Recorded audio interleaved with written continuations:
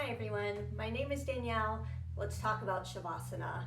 So for most of us, Shavasana is like the best part of a yoga class, right? Because we've worked hard, we've done some stretching, and then it feels so good to lay down and let the body, the breath, the mind all relax.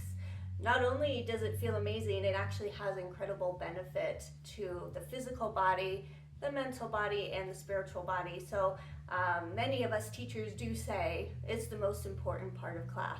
Now, in other areas of class, instructors will often tell you, find the option that works for you, change it up, do what you need to do so that this pose is just what you need today. And this is true for Shavasana. So I want to show you that you have a lot of options even in that final resting pose of Shavasana.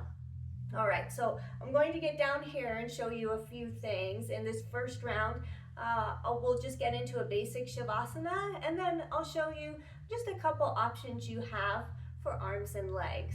All right, here we go. And so rolling down into Shavasana, the goal is to be straight on the mat.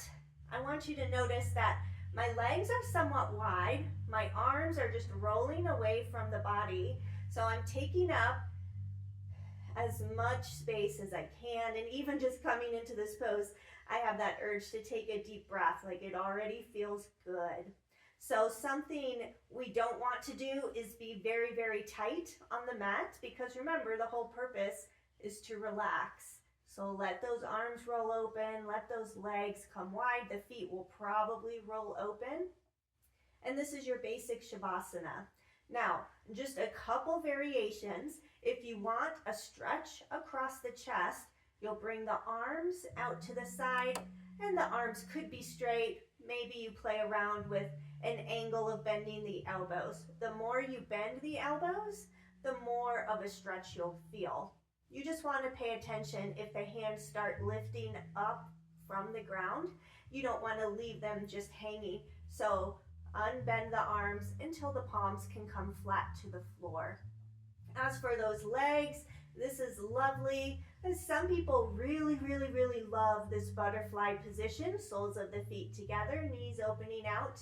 Only take this option if there's no tension at all, no discomfort, because Shavasana is not for stretching, right? It's for relaxation. So if this is just a natural pose for you, then you might opt to take that. All right, next, I'd like to address lower back pain, because for some people, laying flat on the floor does not feel good on the lower back. You might have discomfort, even a little pain, and we don't want this. So let's address your options. In most yoga classes, you'll have access to blankets. All right, so if you just take this blanket, roll it out in front of you, and then roll it up, you're creating a mini bolster, and we can use this. So just keep that in mind. I'll place that mini bolster, maybe I'll place it right over here so I can reach it easily. In many classes, you might also have access to blocks. We could use these. Okay, so rolling on down, let's take a look here. From our basic Shavasana, if there's any discomfort in the lower back, you'll want to bend the knees. Having the knees bent is nice, but it's like a little uncomfortable. The knees don't feel completely stable. So widen the feet to the edges of the mat. Let the knees fall in. They can rest on each other. And from this position, the legs are completely relaxed. And just the act of bending the knees takes some tension out of the lower back.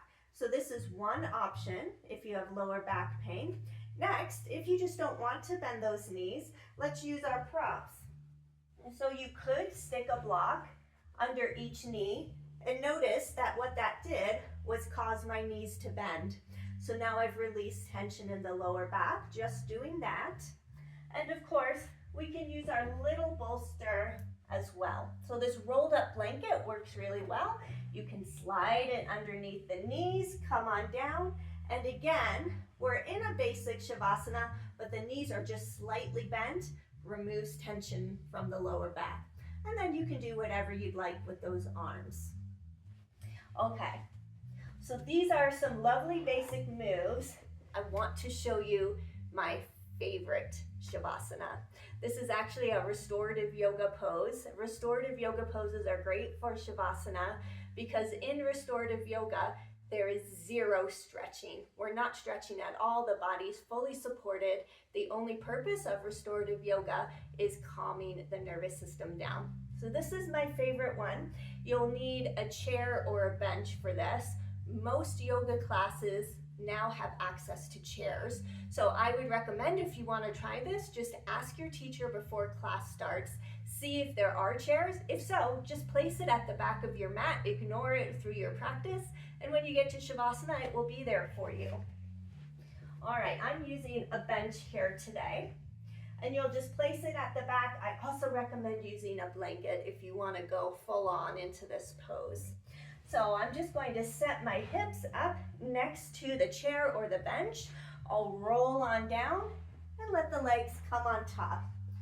All right, already this feels lovely. Your arms can come wherever you want them to be, but the final touch here is taking the blanket and placing it so it covers the eyes, and you can even just tuck it into the side of the head so that you're covering the ears as well.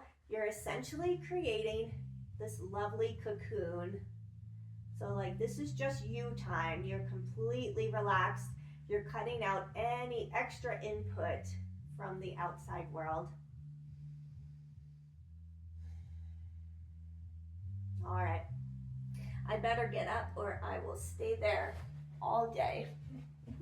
So those are some wonderful options. If there's anything I didn't show but feels good, it's probably an option for your body. So take control of your Shavasana, make it the best Shavasana that it can be for you, and we will all be so happy that you did.